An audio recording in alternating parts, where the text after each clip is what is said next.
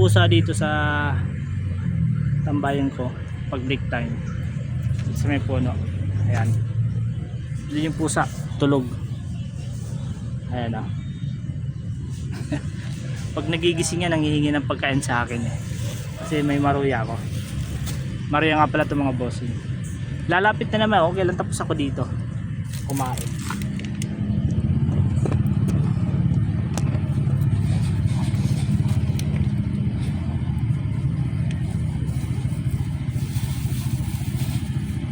Magigising yan.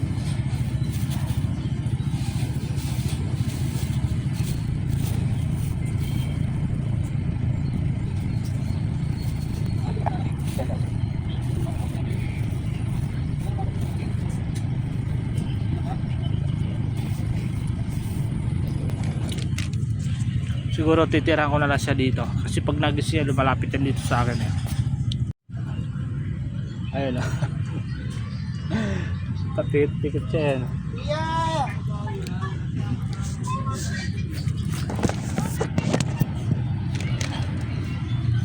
Ayan na. O diba, mangingi yan, mangingi. May dumaan kasi yung motor kaya nagising siya eh. Ayan o.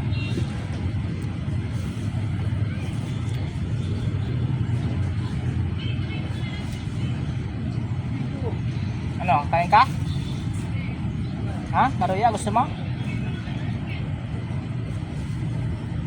Oo, bigyan sa dito. Saan mo ilalagay? Doon na lang.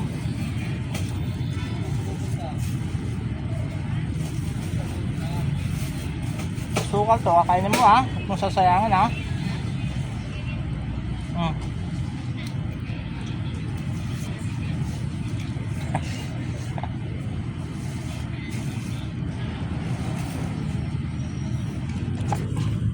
Nung nakarang araw kasi lumapit siya dito, tapos na ako kagigising lang. Ngayon na-istorbo siya ng dumaan ng motor. Kaya ano, daanan kasi ito dito eh. Ayan, mga nakaparking yan dyan. Ayun si Ming. Ubus agad ah. Ubus agad? Aba. Ayun, may natira pa konti. Kiskis ang kiskis kasi sa pantalon ko kahapon. Nakaraan yan eh. May kiskis sa pantalon yan.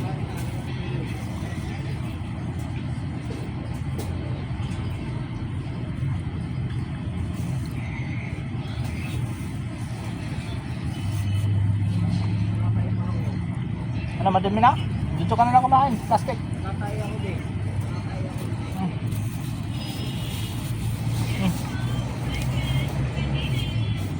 Yan.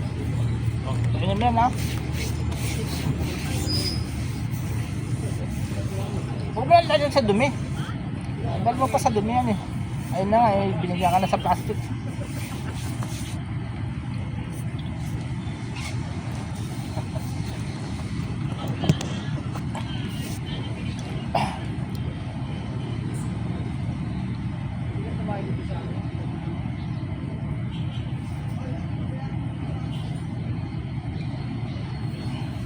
Ano? Tubig? Oh. Oh, dumili sa ano mo?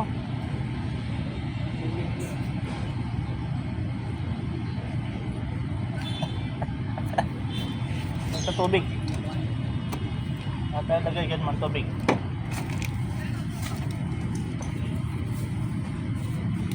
Plastic. Lagyan ko itong tubig mo. Wala na pagkain yan. Ayun yung pagkain mo. Sabi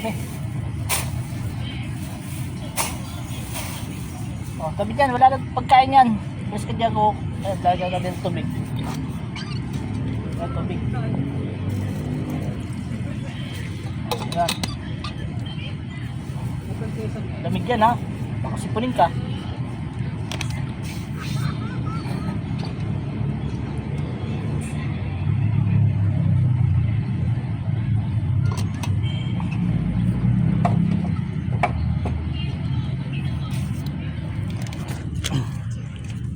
Ayan o. Ito tubig, nilagyan ko sa plastic ng tubig. Ayan yung pagkain niya. Ayan. O bali, dito na lang siguro.